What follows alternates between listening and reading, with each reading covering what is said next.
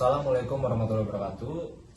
Kami dari kelompok 6 Prodi Teknik Bangunan Rawa semester 7, jurusan Teknik Sipil dan Kebumian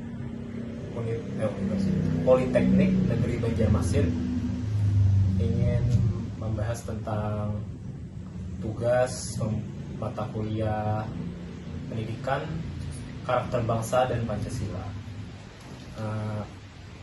Pertama dulu kami memperkenalkan diri. Kami dari kelompok 6. Nama saya Ahmad Munawar Habiji, NIM A04041902. Dan saya Kamil Al-Halis, NIM A04041914. Dan saya Muhammad Riyani Maulana, NIM A04041915. Kami akan membahas tentang kasus pelecehan seksual yang berada di Universitas Gunadarma.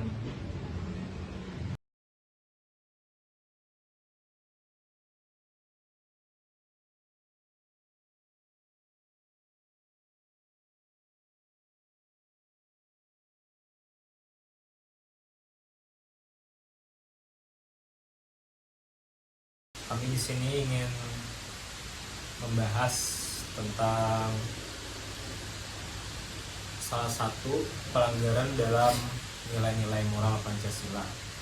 Yang kami ambil kasusnya itu berasal dari kasus-kasus yang ada di sekitar kita, khususnya yang berada di Indonesia, yang baru-baru ini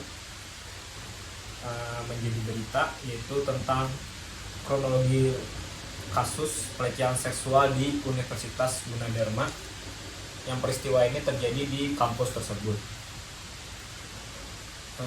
Sumber dari berita ini adalah tribunnews.depok.com, Selasa 13 Desember 2022, editornya dari Dwi Rizky. Kasus dugaan pelecehan seksual di kampus Gunadarma di Jalan Margonda-Rata, Kota Depok, viral di media sosial. Peristiwa pelecehan seksual itu dikabarkan terjadi di dalam toilet kampus pada Jumat 2 Desember 2022. Kasus yang pelecehan seksual mahasiswi itu viral setelah diunggah akun Instagram @anakbundar.com. Dalam sejumlah unggahan akun itu, korban pelecehan adalah mahasiswa Universitas Gunadarma yang saat itu sedang beraktivitas mengikuti kegiatan perkuliahan. Sedangkan pelakunya adalah seorang mahasiswa berinisial PPP, jurusan Ilmu Komunikasi Angkatan 2022.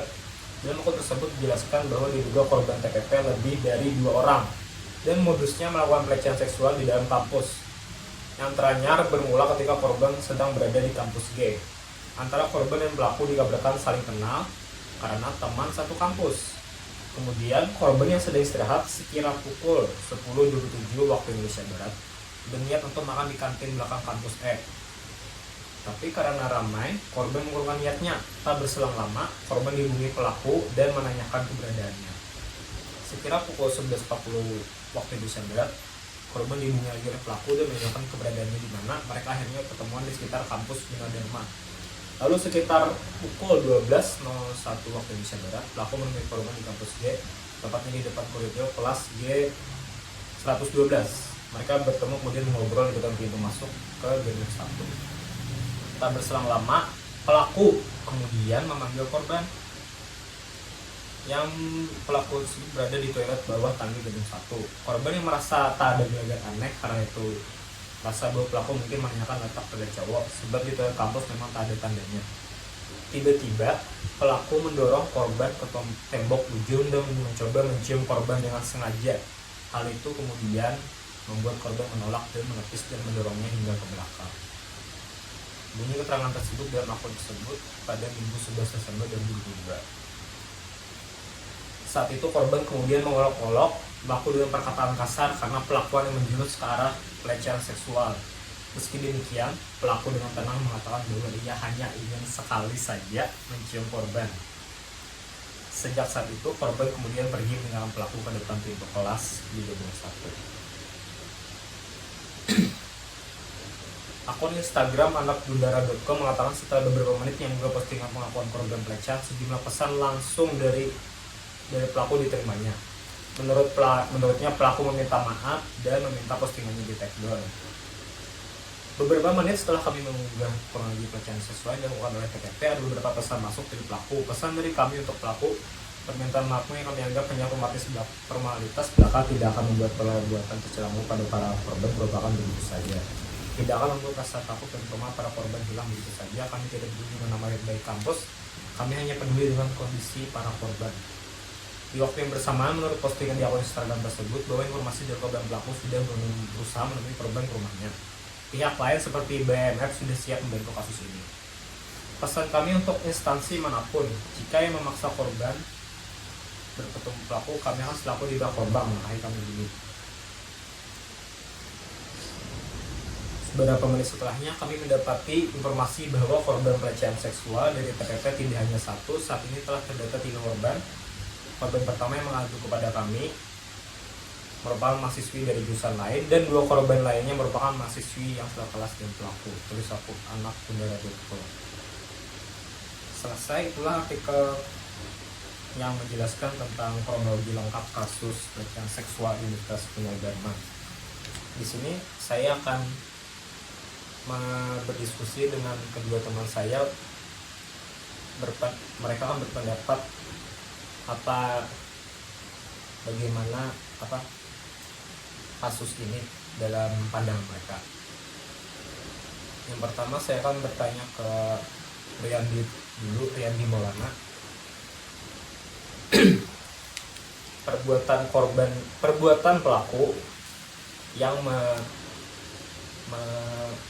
mendorong secara paksa korban ke dinding lalu memaksa mencium dia, apakah itu sesuai dengan nilai moral, walaupun dengan alasannya ini karena ingin mencium dia sekali saja. Nah, bagaimana pendapat Riyandi?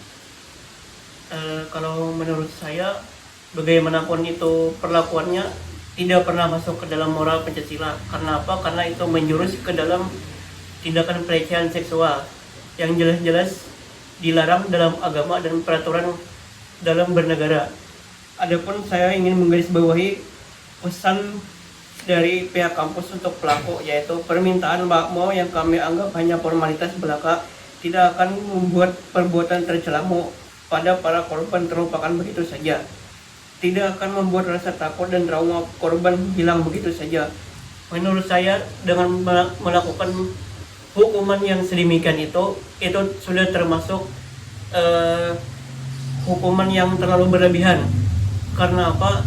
Karena itu sudah menyangkut harga diri dan fisik korban, fisik pelaku maksud saya. Dan ada lagi, kami tidak peduli dengan nama baik kampus, kami hanya peduli dengan kondisi korban. Kalau seperti ini, maka banyak pihak yang akan dirugikan oleh pendapat yang semacam ini. Begitu saja dari saya. Lanjutkan dari Kamil. Terima kasih untuk Riyandi untuk pendapatnya. Jadi menurut Riyandi, hal itu menyalahi Pancasila ya, nilai-nilai moral Pancasila yang memaksa korban untuk mendorong secara paksa lalu mencium sendiri. Nah, saya ingin bertanya ke Kamila Halis, bagaimana pendapatmu untuk soal usaha dari pelaku meminta maaf ke korban dengan cara mendatangi rumahnya, dan dia sudah ada usaha untuk meminta maaf ke korban, tapi korban itu pun sudah viral, ini kan sudah diberi viral. Jadi bagaimana sebaiknya pelaku ini dalam meminta maaf yang baik dan benar itu bagaimana menurut kamu, dan supaya dapat diterima oleh korban? Kita ini kan memihak korban kan tidak baik pelecehan seksual itu. Jadi bagaimana pendapatmu untuk pelaku baiknya itu bagaimana? Kalau pendapat saya mendatangi Sudah mendatangi ke rumah korban ya, minta maaf. itu sudah bagus. Cuman lebih bagusnya ya klarifikasi lah Ya, karena ini kan sudah jadi viral ya, klarifikasi ke media sosial kah, atau bagaimana? Klarifikasi ke korban sudah, coba kalau media sosial kah ini?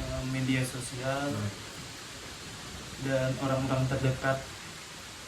korban. Ya, Meminta maafnya secara mungkin tulus lah, dengan tulus. Lalu setelah meminta maaf itu pun juga misalnya nih korban tidak mau menerima permintaan maafnya, sebagai pelaku ini harus bagaimana lagi kalau sudah meminta maaf itu? Nah itu kan masih apa?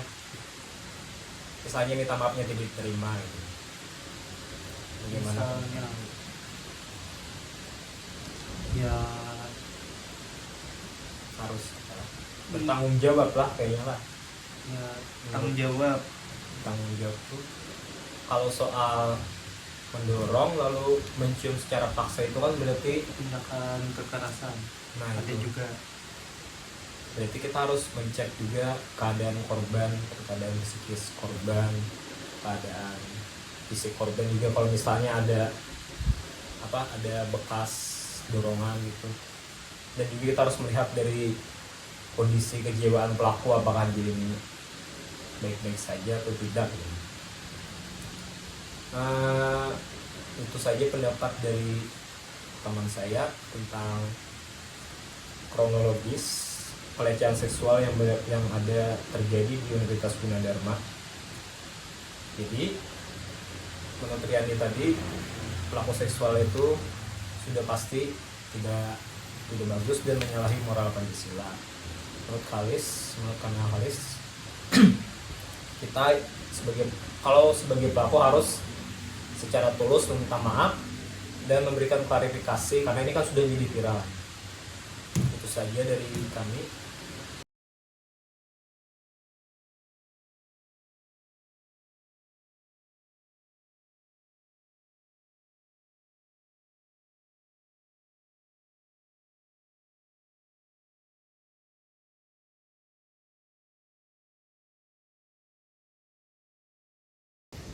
Assalamualaikum warahmatullahi wabarakatuh.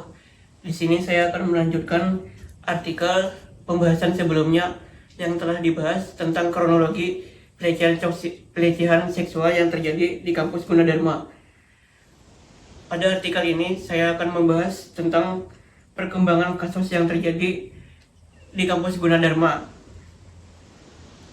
Persekusi yang terjadi di Universitas Gunadarma, Depok, Jawa Barat pada Senin tanggal 12 Desember 2022 cukup menyita perhatian publik, khususnya di media sosial.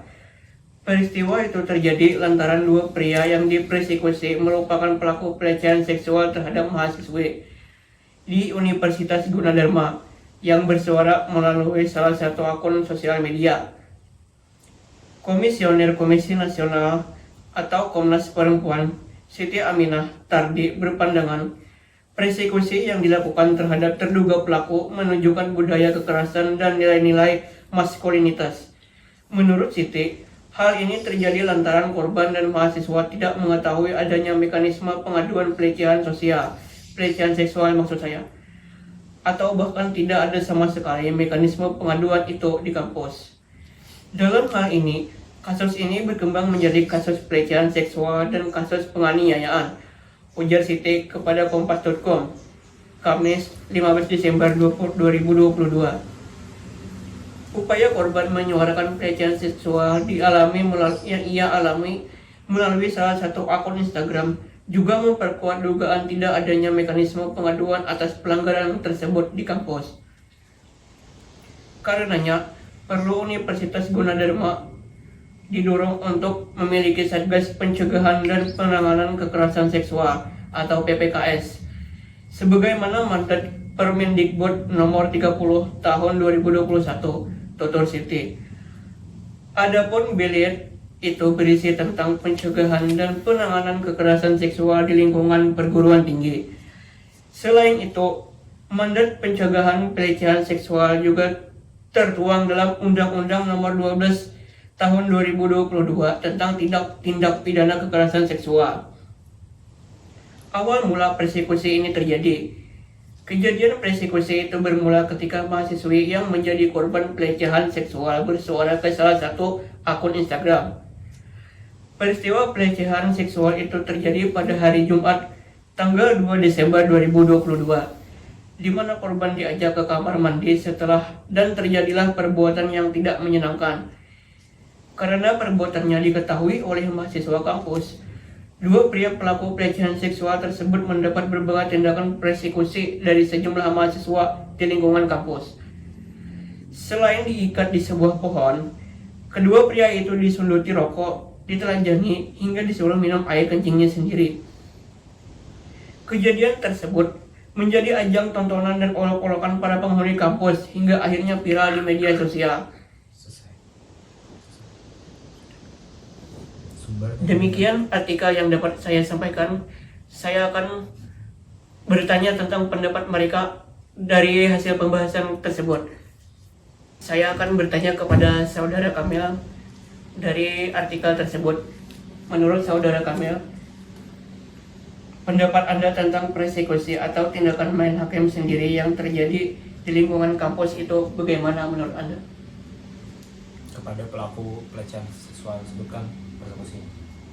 Ya, menurut saya tindakan main hakim sendiri itu tidak bagus. Ya sebaiknya ditangani oleh pihak yang berwajib dan ditindak seadil-adilnya. Ya, Jadi bagaimana bagusnya kalau korban mekanisme pengaduannya itu bagus kan? Itu. Ya harusnya dia harus mengadu dulu kan ke pihak berwajib dulu. Nah, jangan main hakim sendiri gitu. Selanjutnya saya akan bertanya tentang pendapat dari saudara Munawar. Menurut saudara Munawar, bagaimana mekanisme pengaduan tentang pelecehan seksual tersebut agar tidak terjadi tindak persekusi atau main hakim sendiri?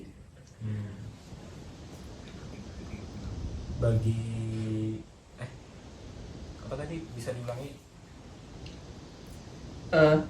Bagaimana mekanisme pengaduan tentang pelecehan seksual tersebut agar tidak terjadi tindak persekusi atau main hakim sendiri? Oh ya, kita misalnya sebagai korban kan, kita ini sebaiknya itu harus sudah dijelaskan tadi oleh saudara Kamil tadi itu mengadu ke pihak berwajib, lalu mengikuti prosedur yang ada.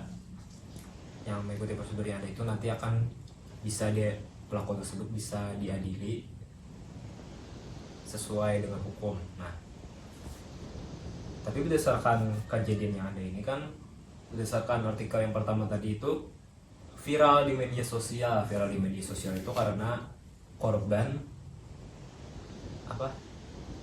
tidak tahu cara mekanisme pengaduan yang baik dan benar itu bagaimana. Di Indonesia ini tidak jelaskan mekanisme pengaduan kalau ada tindak kriminal itu bagaimana itu. Nah, makanya itu korban tersebut akhirnya memilih mengadukan ke media sosial. Nah, lalu akun tersebut jadi viral, lalu akhirnya banyak orang itu salah kaprah, bukan salah kaprah, jadi main hakim sendiri juga itu namanya kan jadinya itu viral, jadinya pelaku yang sudah ada ini akhirnya tidak diproses gitu. Akhirnya pelaku tersebut diketahui oleh mahasiswa di Universitas Gunadarma itu jadinya menjadi persekusi. Akhirnya ada korban kedua lagi untuk pelaku. Yang pertama tadi korban yang mahasiswi tadi, menjadi selanjutnya ada korban kedua lagi yang pelaku ini. Nah, sebaiknya sebagai korban itu kita harus mengadukan sesuai dengan prosedur yang ada. Kalau misalnya malu atau bagaimana ke polisi, bisa juga mengadu ke Komnas HAM, Komnas Perempuan, apalagi ini mahasiswi kan ini perempuan. Nah, itu mungkin sebabnya karena korban tersebut tidak berani melakukan pengaduan dengan benar itu ya, ketidakjelasan mekanisme pengaduan di Indonesia ini. Jadi solusinya itu sebaiknya untuk pihak-pihak berwajib seperti polisi itu memberikan sosialisasi lah, penerangan bagaimana cara mengadu yang benar itu bagaimana, prosesnya pengaduannya bagaimana, menghubungi kemana juga. Sebenarnya bisa juga bang mas korban tersebut mengadu langsung ke kantor polisi, tapi mungkin karena pandangannya terhadap polisi sudah rendah, karena memang baru-baru ini kan banyak sekali terjadi kasus apa saja yang internal kepolisian menjadi rendah pandangan itu, akhirnya dia tidak berani mengadu ke polisi, lalu mengadunya ke media sosial. Nah itu saja pendapat dari saya. Jadi pada intinya tadi si mahasiswa ini masih kurang dalam pengetahuan tentang mekanisme pengaduan tentang tindak kriminal tersebut. Begitu menurut Anda? Ya, nah itu kan seharusnya pihak berwajib juga harus memberikan Ya. sosialisasinya. Ya, demikian diskusi kami tentang kronologi dari pelecehan seksual yang terjadi di kampus Gunadarma. Sekian dan terima kasih. Wassalamualaikum warahmatullahi wabarakatuh.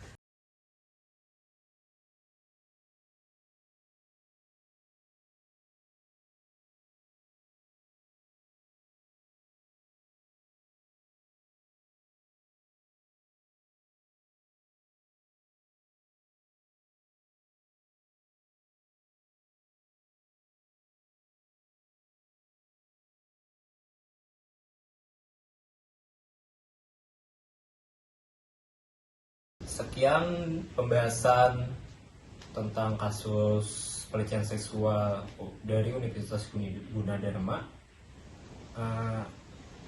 Terima kasih atas perhatiannya. Kami dari kelompok 6 mengucapkan terima kasih. Assalamualaikum warahmatullahi wabarakatuh.